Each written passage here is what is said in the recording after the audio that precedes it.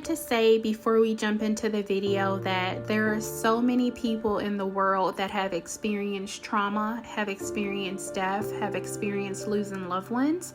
This video is by no means to offend anyone. It's just me sharing my story on losing my grandmother. So I just want to let y'all know that if you have something going on in your life that is traumatic for you and you're not really at a point where you can hear about someone else's trauma without being affected, this may not be the video for you. This video is intended to help people and just kind of talk about just experiences that I've been through in the hopes that we can all connect together and be a support to one another. So just stay tuned. So this is an impromptu video and it's a new series that I'm going to be featuring on my channel called Gathering Gems.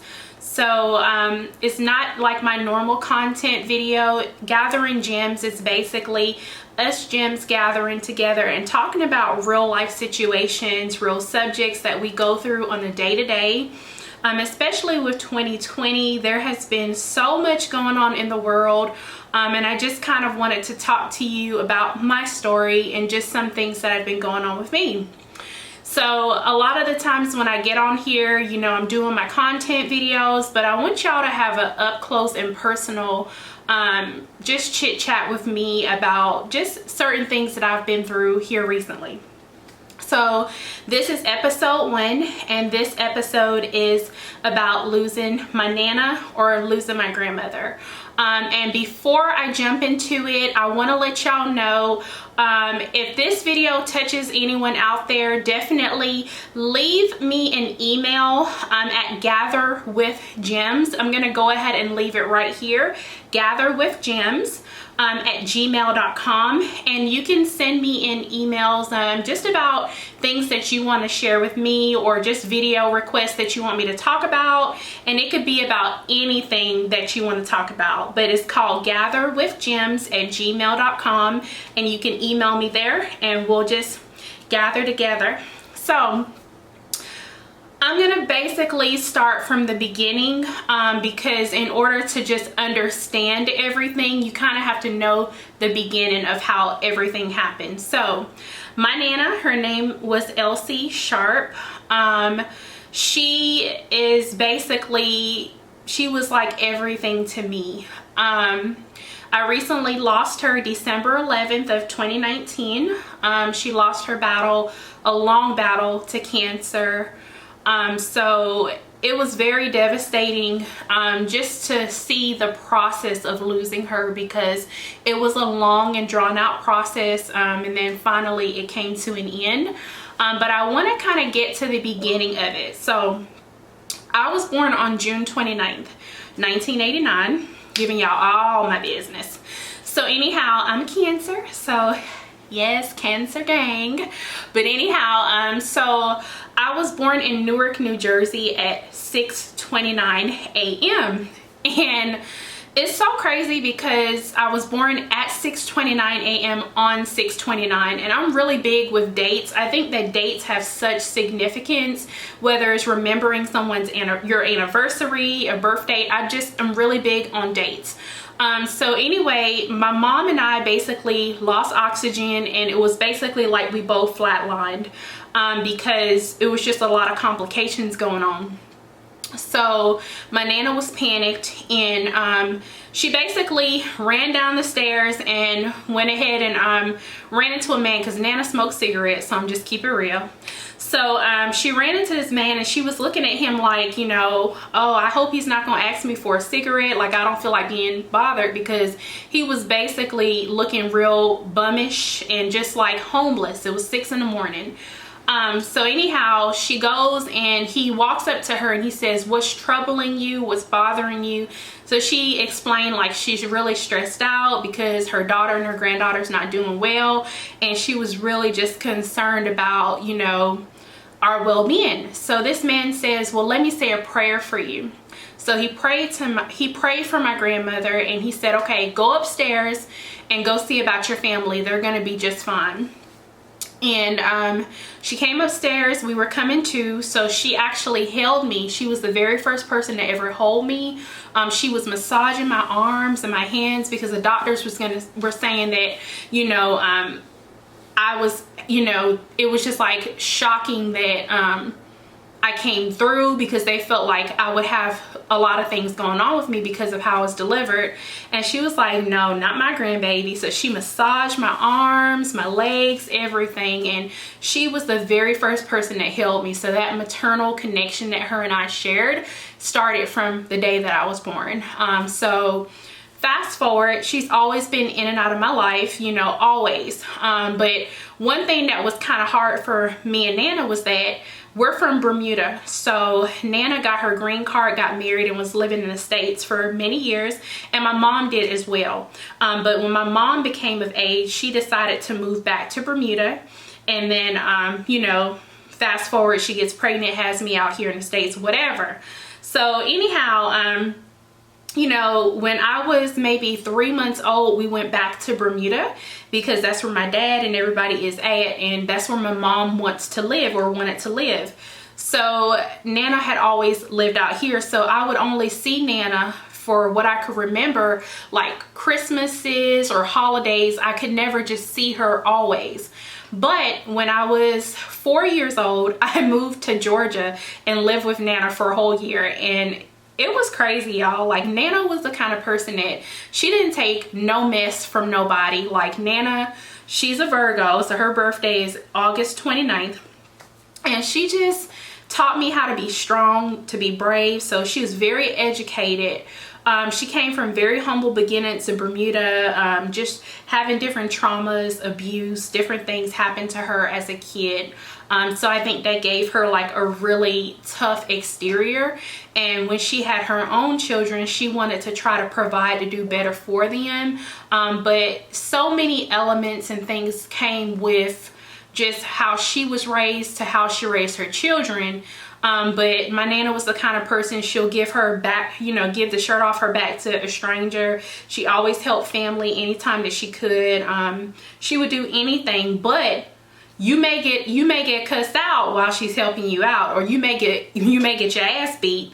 You know, I mean, it just is what it is. And excuse my French, but again, this is an impromptu video. I'm just keeping it real because this is my story about me losing my Nana, and I just want y'all to understand the history behind who she was to me, what she meant to me, and just why she is so pivotal with who I am as a person. So anyhow, Nana just didn't play that. And from a young child, she always taught me, you need to cross your T's, you need to dot your I's, you need to toughen up. You can't rely on people to take care of you. You got to do things for yourself. Education was something that was always important to her, for me, because my Nana was, she attended Rutgers University, and her and my grandfather were actually the first African-American couple to graduate on the same day with their master's degree. So that was a very huge accomplishment for her. She worked in the field of psychology for many years, and she did a lot of work for the American Red Cross, educating people in the early 1990s on HIV and AIDS prevention. But in addition to that, she would actually do a lot of outreach with patients living with HIV and AIDS, and, you know, go to like the food banks and get them food and different things like that, and help with their family and their kids and stuff. And she would take me along with her on that, you know, and just, we would go and pray for people. We would go and get food to families. So she really taught me the importance of like safe sex and just really protecting yourself in all aspects, but also educating yourself, because you just want to make sure that you're making responsible decisions and you're doing the right thing. Now, my Nana was married to my granddad. He is my mom's stepdad, but he's my granddad.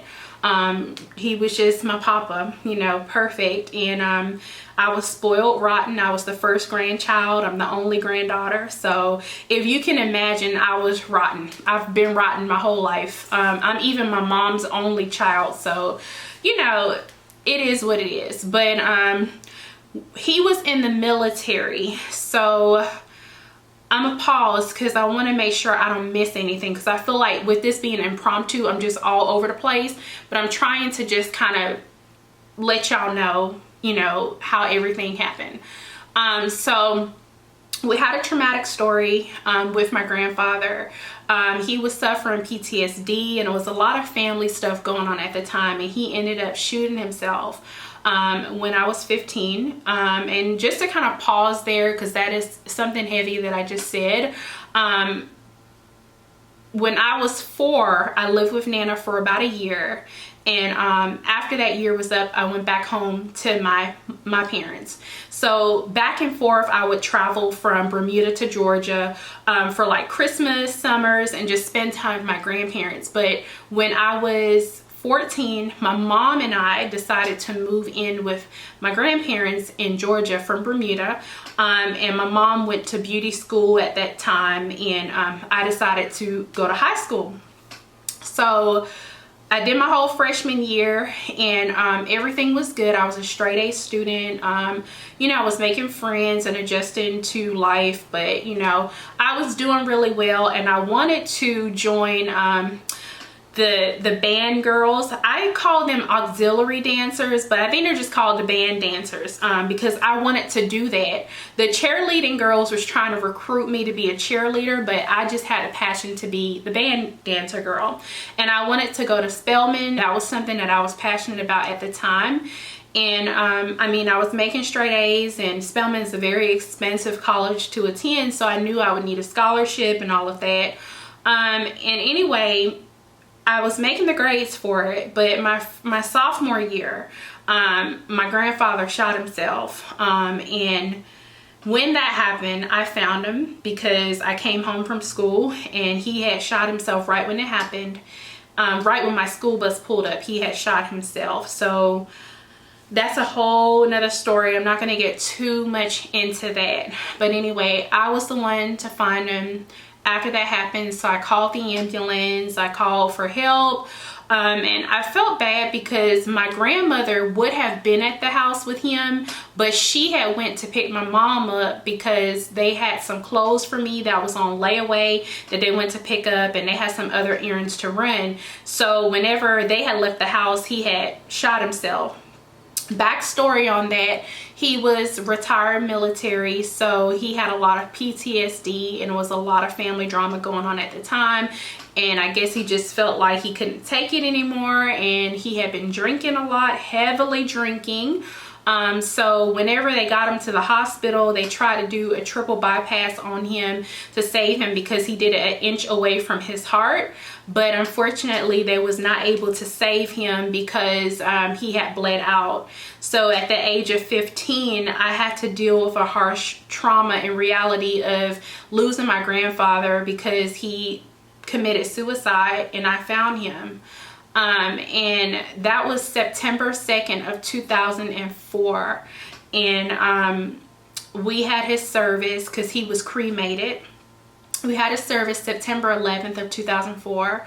And September 15th of 2004, I was back in Bermuda. I could no longer live in that house. Now my mom still stayed there because she was still in school at the time. She ended up going back to Bermuda as well. So Nana's living in the house by herself, and back in '93, Nana had got breast cancer, and she had a double mastectomy, and she was in remission for over 10 plus years. So we never even thought that the cancer would come back or anything like that. But after he passed, she went into a depression of her own because they were together for over 30 years, and that was the love of her life. And she didn't have anyone, you know. I mean, we had left because it was just a traumatic situation. We couldn't stay there anymore, and she was there on her own. So, you know, with all of that happening, for me, it was just so traumatic because I was so young and I just didn't really know how to process everything. But I can only imagine how my Nana must have felt having to deal with that on her own. So I'll pause there because I know I said a lot. I want to kind of fast forward now and just kind of talk about when I moved out here permanently. So when I went back to Bermuda, the school structure in Bermuda is very different from out here. it's good in a sense because you have more curricular activities as far as like home ec, you have drama, you have dance class, you have accounting class, you have web design. And just in the area that we lived in is a very impoverished African American community. So they don't really have the school, at the school that I attended, they didn't have a lot of what I needed to, you know, really be successful. Like they didn't have a lot of really good classes, I felt like, that could really help me get to, I just can't explain this. The education at the school that I was at here is just not good as far as the curriculum, but as far as academically or college prep, it's perfect. So I don't know if I'm explaining that correctly, but the area that we stayed in is just not a good area for educating your child, if that makes sense.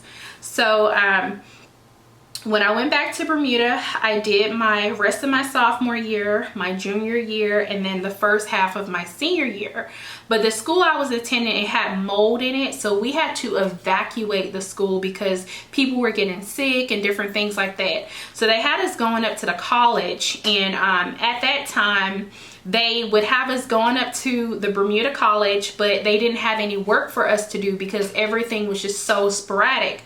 So I started to get frustrated because I'm going to school every day, but they don't have anything for us to do and they're just sending us home. So I had said to one of the teachers, and I was like, well, I'm tired of coming here every day and you don't have any work for me to do. So if y'all don't have nothing for me to do, you know, come like tomorrow, whatever, I'm not coming back.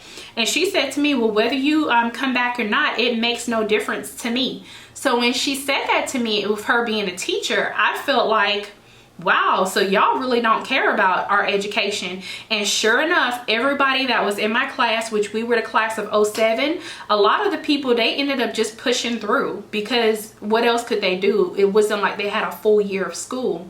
So we got cheated in a lot of ways. So I ended up dropping out of high school, and it was something that I just wasn't proud of. And I was working 2 jobs at the time, so I had money. I had my own transportation because in Bermuda I had like a moped, and that's a whole nother story, but anyhow. So yeah, I was self-sufficient. I could take care of myself, but I didn't want to just have a job because I wanted more for my life. I wanted to go to school, I wanted to go to college, and I wanted better for myself. I knew better, I was taught better. So I called my Nana and I was like, Nana, you know, I'm not in school right now and I just really want to come out here and stay with you and go back to school. And it was only supposed to be temporary, just until I, you know, got my high school diploma, and then I can figure out everything else. And Nana straight up said, no, you can't come out here. And I'm like, really, Nana? You know, but I guess it was just a lot because we had left, you know, because of what happened with my grandfather. So I guess it would be a lot to just kind of invite me to come back and stay with her again. But I kept on pressing the issue, and I'm like, Nana, please, you know, I'm gonna do what I have to do. Like, I just need to come out there and better myself. So she was like, okay.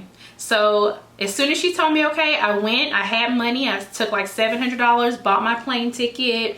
And my bike, I had originally costed $3,300 for it. It was like a little moped bike. I'll see if I can insert it here for y'all, just so you can see, but it's called a Liberty, and it was a 50cc. So went ahead and had it up for sale. So I was gonna sell it for half of what it cost. So I was selling it for like $1,700. The night before I was supposed to sell my bike, I got into a really bad accident where a minivan crashed right into me. I was going straight and he just drove right into me and almost killed me. The only thing that didn't kill me was that my helmet that I had on repelled against his windshield and I fell this way instead of going through it. So anyway, very scary, very traumatic, but that was money that I was banking on having to kind of stack on top of, because I knew I wouldn't have no job coming out here, you know. So that money went down the drain. I got it back later on. My insurance cut me a check, but you know, it was just terrible. But I got out of there, you know, and came and lived with Nana, and got in school. And when I came out here, they held me back for a year because there were certain classes that I had to take that are required, and then also I had to take like you know, like the exit exam and all of that. So like I had to take like American government and economics and different things like that that's not required in Bermuda. So classes that I would have taken in my sophomore and junior year had I not left were never taken, so I had to take those. So get back in school, everything's good. By this time, Nana had lost everything. She had lost the 3 houses that they owned.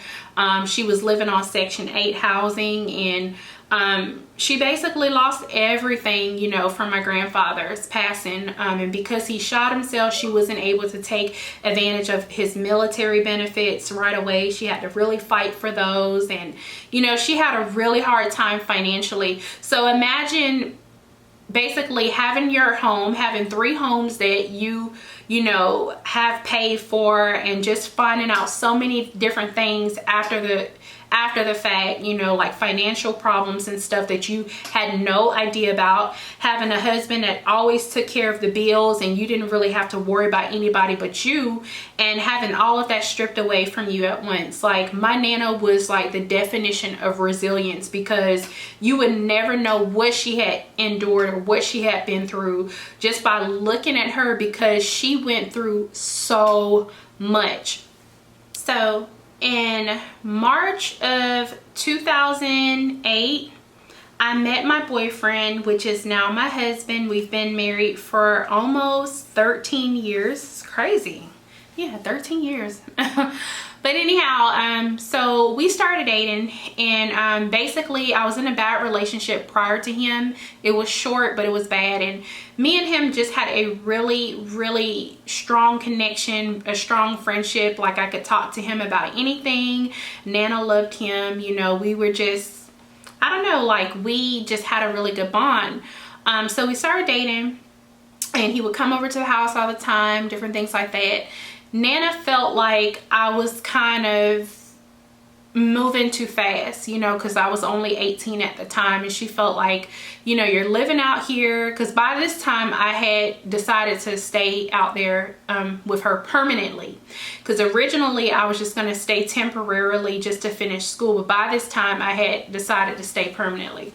So she was like, you know, you could go to school or, you know, go to college, do something, you know, but I just had my mind set on what I wanted to do. I was 18. I felt like I was grown. I felt like I had everything figured out, and I didn't, you know. And basically my Nana was like, you know, you're just not doing what you need to do at this point. Like you need to figure out what you're going to do. If you're not going to college at this point, you need to go ahead and get a job or do something. And I was living in her house, so, you know, she was like, you're about to finish school in a few months, like you got to figure this out. So she felt like I was making a mistake as far as not making a mistake as far as, you know, having a boyfriend, but just like not being focused on what it is that I needed to do to better myself, because she always stressed the importance of having an education and really, you know, having a degree, so you have something that you can say that you strive to accomplish, and you can work in your career field, and, you know, just do whatever it is that you're passionate about. So that's something that she always instilled in me to do. So having straight A's and all of that was like non-negotiable, because I knew that, you know, I had to make good grades. It was just something that was just non-negotiable.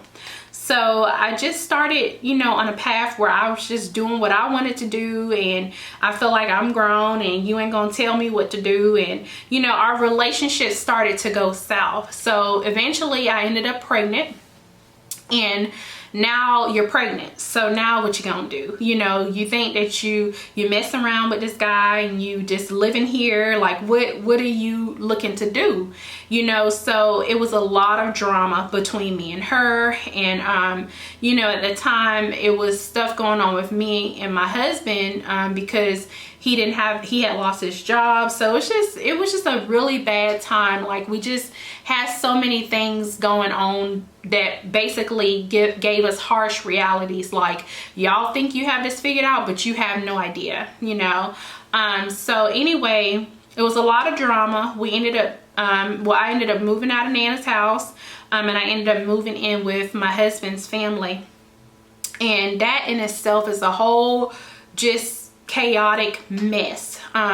So I'm not going to get into that because a lot of stuff transpired with all of that. But what I will say is that I did end up getting married and I had my baby. And, you know, it was just so much that happened. And during all this time, I wasn't in communication with my grandmother. We had a falling out. And I was so angry and I was so upset because I wasn't mature. So I couldn't effectively communicate just my feelings and different things, and not realizing that I was wrong in the situation, thinking that I'm grown and coming into her house and doing what I want to do and being smart, talking back and just doing what I wanted to do, you know, just moving too fast. And, you know, I just thought I had everything figured out and I didn't. So I harbored on that. One thing with a Cancer, we are like hot and cold. So it's hard to read a Cancer because we have so many different elements to us. And when somebody does something to hurt you or hurt me, I can only speak of that. I only give people one chance, which is very cruel because, you know, I have trust issues. So I can't, like, for me, it's like I don't need to give you a second chance to prove to me that you're going to do something shady, that you're going to talk about me behind my back, or you're going to do something to betray me or do something where I can't trust you. I don't have to give you a second chance to show me that. If you've already shown me that, then that's all I need. So now I'm always going to side eye you. I don't have nothing for you. And with me, when I'm that way with somebody, I'm very closed off. I'm shut down. I've never been the type of person to do small talk ever. I don't want to talk to you about the weather. I don't care about nothing like that. Like, that's just not my character. Anybody that knows me and genuinely knows me knows I'm a chatterbox. I'm real giddy. I love to laugh. I'm silly. You know, I'm basically the life of the party when I'm out with my friends. Like, all of them will let y'all know I'm the crazy friend. So if I'm shut down or I'm closed off or I just cut people off, it's because you've done something to me that I just cannot shake, or I just don't want to fool with you because I know how I am, you know, and I'm trying to get to a place of being better, because a lot of the times when you harbor and hold on to things that people have done, number one, no one is perfect. So people are people, people make mistakes, hurt people, hurt other people. I mean, that's just a part of life, right? It's a cliche, but it's true. But a lot of the times you as a person have to deal with your own hurt, because if you don't deal with the things that have hurt you and bothered you, anything that someone else does to you could trigger something that you haven't dealt with. And if that triggers something you haven't dealt with, you're subject to go off, beat somebody's ass, or cut somebody out and just really go off on a tangent, because in reality, yeah, what they did was messed up, or what they said about you was messed up, or whatever the case is, but it shouldn't affect you what somebody else has to say, because I have family members, people that are close to me, that talk about me behind my back, smile in my face, you know, and I have friends that I've had to cut off, and, you know, people have cut me off. You know, nobody's perfect. But one thing about me, I'm not fake. I'm very transparent. I'm very honest, you know, and I just don't like, I'm really big on energy. So if the energy is off, I can feel it immediately. I'm just not gonna fool with it, you know. So for me, I can be, with a Cancer, it's kind of like we're warm and fuzzy, but we're ice cold. So it's like, it's no in between. It's either you have all of me and you have me at 1,000%, or you don't have me at all. There's no middle area. So I'm trying to get to a point of middle area, because you can't just dismiss people like that, because people are valuable. The most valuable thing that you will ever have in this life is people, because money and all that stuff, it comes and goes. You can make money, you can lose money, but people are valuable. And when you have someone in your life that you love and cherish, you only have that person, so you have to hold on to them. And basically, I was so angry with Nana over just things that have happened, you know, leading up to when I delivered my baby and different things like that, that I had just cut off from her completely. And by the time me and Nana connected and we started getting back to where we used to be, it was too late. She had told me that she had terminal cancer and that they was giving her basically 3 years to live. So I had to swallow that pill, because the time that I spent being angry, the years that I spent being angry at her for things that she had done, you know, and defending people and being there for people that now those people I'm not even close with, you know, all of that for nothing, all of it in vain, because now I spent so much time angry that I lost so much time. I lost time, and that's just something that I'll have to live with forever for the rest of my life, you know. And I talked to my Nana about it before she passed. You know, we would talk about it, and she's like, baby, listen to me. You are married, you're doing a good job, you're taking care of your son, you know, you're taking care of everything you need to do. Like, Nana's proud of you. Don't hold on to that. So she told me that she wasn't worried about it anymore. Let it go. But you know, you still have to, she's no longer here, but I still am living each and every day. So each and every day I'm learning to try to do better and let go. And that's why I'm doing this video, and I'm sure this is going to be a long video, but I'm doing it because for me this is therapeutic, because these are emotions that I have suppressed and just held in, and I want to just let them out. You know, I just want to talk about just how decisions, how anger, how trauma can really hold you down, how it can make you sick, it can make you depressed, it can make you bitter, it can make you lose relationships, it can make you, you know, just change who you are. It can basically, you know, just mess up everything. You know, we can't control everything that happens, but we can control ourselves, you know. And I just say to people out there, if you're going through trauma, you've lost a loved one, someone that has been pivotal in your life, it's okay to cry. It's okay to reach out for help. It's okay to, you know, talk about it, because you can't hold it in. You'll go crazy, you know. And I don't have many people that I trust, you know, because I just feel like the minute that I'm telling people what it is that I'm going through, and maybe I've been around the wrong kinds of people too, but I feel like a lot of the times when you're vulnerable and you tell somebody what you're going through, they can use that, or they will use that against you, and they'll basically laugh at your pain and just kind of, you know, say, aha, that's why, you know, you're going through this. And, you know, maybe you was mean to them or whatever, so then they laugh at you when something happens to you. You know, and it's just, it's not right. But my point is, it's okay to release certain things and talk about certain traumas that you're going through, because when you release it out and you talk about it, it's really like you're freeing yourself from it, you know, and you're healing from that. So anyway, you know, Nana moved to Augusta, Georgia with her sister, and that's where she spent a lot of her last days. And she was going through a lot. She was in a lot of pain. And my mom ended up coming out from Bermuda to take care of her for about a year, up until she passed. So yeah, it's been tough. And my Nana was the kind of person that she didn't want people to worry about her or know about any of her problems. She's always been a fighter up until the very end, and she knew that she was going to handle her business and take care of what she needed to for herself. Because even with me, she loved me so much that she didn't even tell me how much pain she was in. Like, I would call her and say, Nana, how you feeling today? I'm okay. But in reality, she was in excruciating pain. But she wasn't the kind of person that she didn't want me to call her every day, and every day she's like, I'm in pain, I'm in pain, I'm in pain. Because she knew there was nothing I could do to really help her with that or help her fix that pain.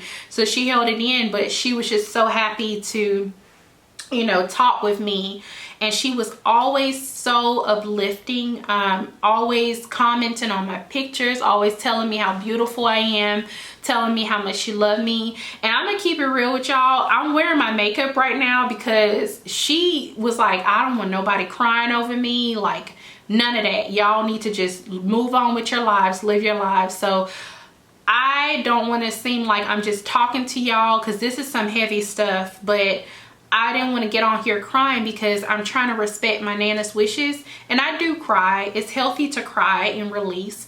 But I just want to honor her today in this video because she was such an amazing person. She didn't take no mess, but she is the reason why I am who I am today. And, you know, being young, making decisions, caused me to lose out on so much time that I had with her. But God was so gracious to us because we got a lot of time, more time than most people could ever get in her last days. And I lost her really on October 7th of 2019 because that was the last day that I remember her being lucid. But I'm grateful that she got to meet my daughter, because she was fearful that she wouldn't make it to see my baby being born. So my baby was 8 months old when my Nana passed. So my Nana basically got to see her walking, because she walked at 10 months. So she was able to see a lot with her. But yeah, that's my story. Lost my Nana, her battle to cancer, but I won't say she lost the battle. The battle is won because she fought a good fight. And one thing that I would say is just cherish your loved ones. There are people that you have that are family that you may not click with. Some people you may cut off. Some people you may have issues with.